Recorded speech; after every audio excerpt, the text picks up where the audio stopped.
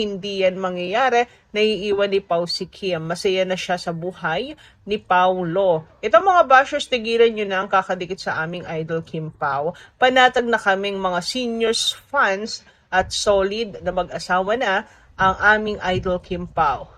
Ayan, proud kami sa Kim Pao.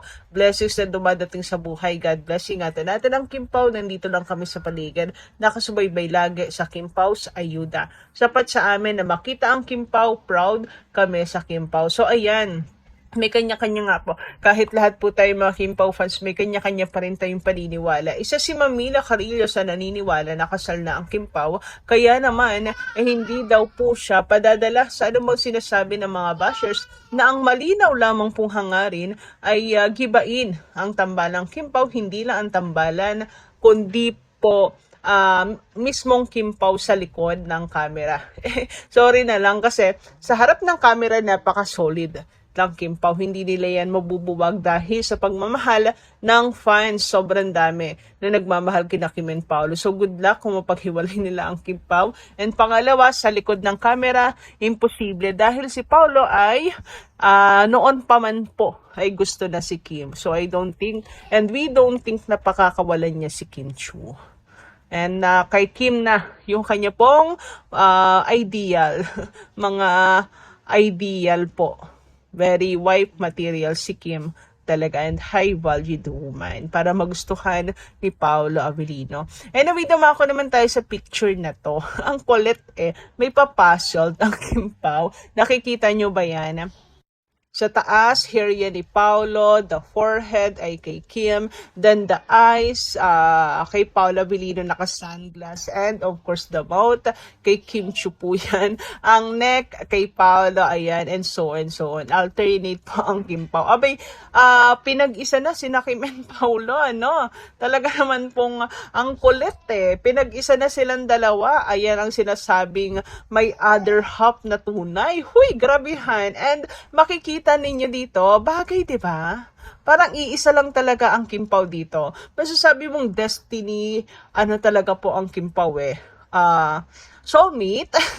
Kasi other half talaga nila ang isa't isa. Ang cute yung iba kasi, ang kumbaga ay, ang awkward tingnan. Pero ang Kim Pao, bagay na bagay. Uy, grabehan naman nga yan. So, paano ba yan? Pinag-isa na po ang Kim Pao? Or literal na pinag-iisa na nila ang isa't isa? Nila Kim and Paolo, sila na yung gumawa ng paraan. Hindi lang sa papel. Sana po sa papel nga ay magkatotoo sa altar. Ay, pag-iisang dibdib na rin talaga ang Kim Pao. Huy, apaka-OA. Speaking of pag-iisang dibdib, eto na nga po ating update. Lumabas sa social media yung sinasabi kanina na hand ng Kim Pao na mayroon pong sing-sings. Meaning ay engaged or married. Sabi dito kasi, kagabi ko pa po ito nakita in 56-minute post ago, 50 minutes ago. Ayan, Queen B, hashtag Kim Pao's hand. Ngayon lang natin na-update kasi ngayon lang tayo nagka-time. But anyway, ayan, grabe, nakakakilig. And yung kulay kasi, di ba mas maputi naman po si Kim Chiu. So, kitang-kitang pagkatisay ni Kimi Chan. Uy, talaga naman, kahit hindi naman Kim Pao's talaga na it could be, sabi, could be Kim Pao. Talaga ina-assume na natin. Kasi puti ng kamay, parang kay Kim Chiu talagang tunay. Huy, grabe, manifesting. Sana naman nga talaga. Tapos yung kamay, manly. Paolo Avellino's hand. Huy, grabe. No, yung tattoo lang, missing. But anyway, hope na Kim Pao na talaga po, pinag-isa na talaga. Talagang pag-iisahin ng tunay. Ayan, sana. Ito yung inaantay ng mga fans talagang the announcement of wedding, grand wedding of the year. Hoy, hindi pa daw pwede sa ngayon na 2026. Pero malay nyo, engagement pala to. Tapos sa 2027. Ay, apaka-OA. But I'm so excited. Yan ang balita na talagang magpapalatsyon ng lahat ng mga Kim Pao fans. 'Di ba? Talagang para po may fiestahan na magaganap niyan. O, kanya-kanyang upload ng lechon, ha? Huy, grabe, paka-uwi. Sumabog sa saya ang Kim Pao fans sa balitang pinag-isa na sina Kim Chiu at Paulo Avellino. Kahit wala pang opisyal na kumpirmasyon, ramdam na ramdam ang kilig at excitement ng fandom. Bakit ganito na lang ang reaksyon ng fans? Una, matagal na kasing sinusubaybayan ng fans ang bawat galaw, tingin at chemistry ni na Kim at Paulo. Mula sa mga proyekto, interviews, hanggang sa simpleng posts o sightings, nabuo ang paniniwala na may something special sa kanila. Hindi pilit, hindi scripted, kundi natural at tahimik lang.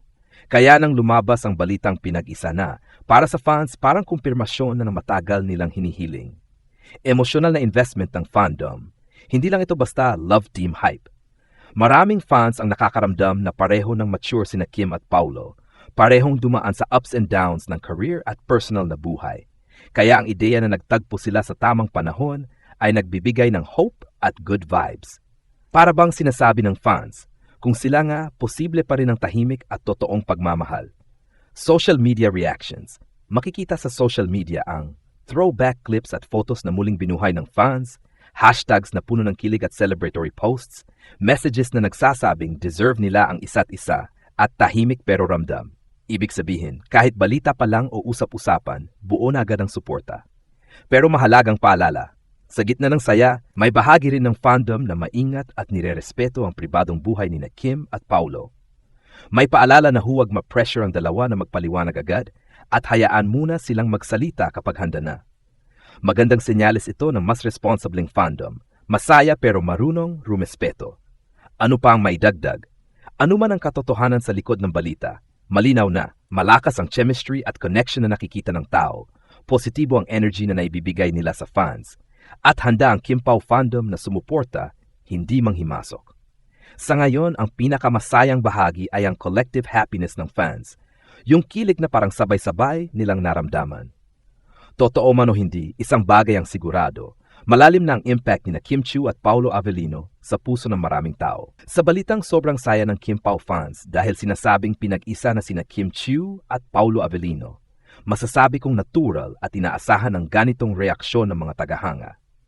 Una sa lahat, matagal ng ramdam ng fans ang malakas na chemistry at koneksyon ni na Kim at Paulo. Hindi lang sa harap ng kamera kundi pati sa paraan ng kanilang pakikitungo sa isa't isa. Kaya kahit balita pa lang o usap-usapan, madaling nagliyab ang kilig dahil parang nagkaroon ng katuparan ang matagal na paniniwala ng fandom. Ikalawa, ang saya ng fans ay hindi lang dahil sa Love Team Fantasy, kundi dahil nakikita nila na parehong nasa mas mature at maayos na yugto ng buhay sina Kim at Paulo.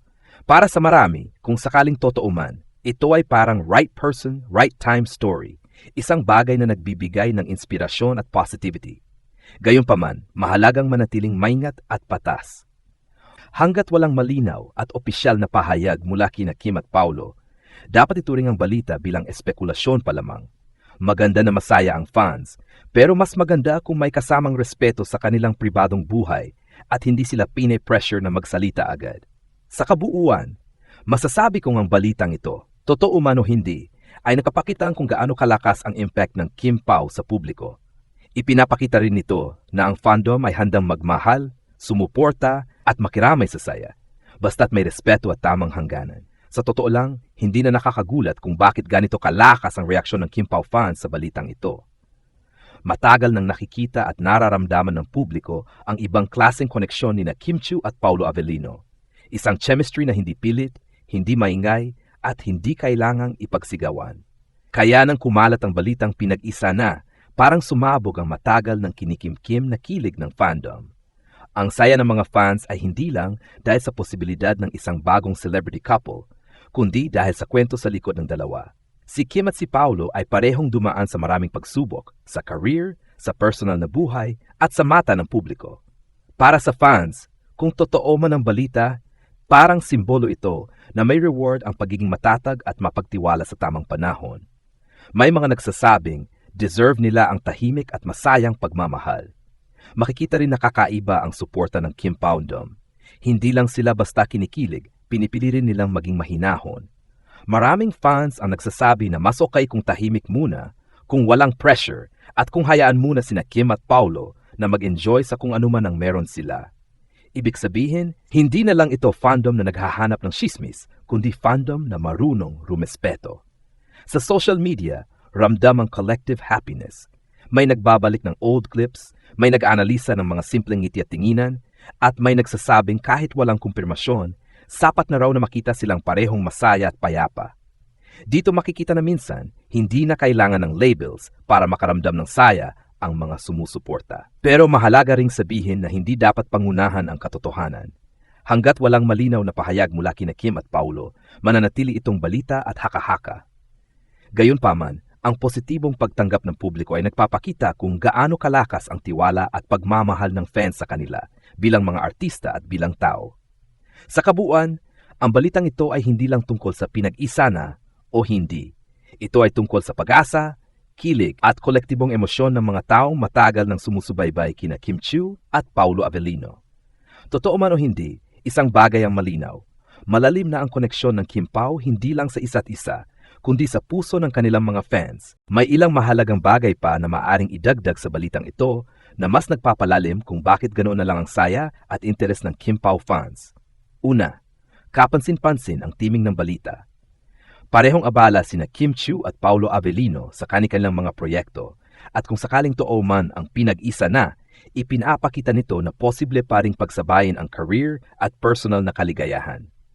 Para sa fans, magandang mensahe ito na hindi hadlang ang tagumpay sa trabaho para makahanap ng tunay na koneksyon. Ikalawa, may bagong uri ng fandom culture na makikita sa Kim Pao fans ngayon. Hindi na sila kasing ingay ng dati pagdating sa demand ng kumpirmasyon. Mas nangingibabaw ang mensahe na support kami kahit ano pa ang totoo. Ibig sabihin, mas nagiging mature ang pananaw ng fans. Mas mahalaga ang respeto kaysa chismis. Ikatlo, kahit balita pa lamang, malaki na agad ang epekto nito sa public perception. Mas naging positibo ang pagtingin ng marami kina Kim at Paulo bilang mga individual. Mas kalmado, mas grounded, at mas totoo.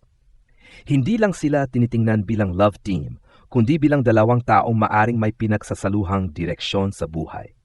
Ikaapat, nagbubukas din ang balitang ito ng posibilidad ng mas matibay na kolaborasyon sa hinaharap.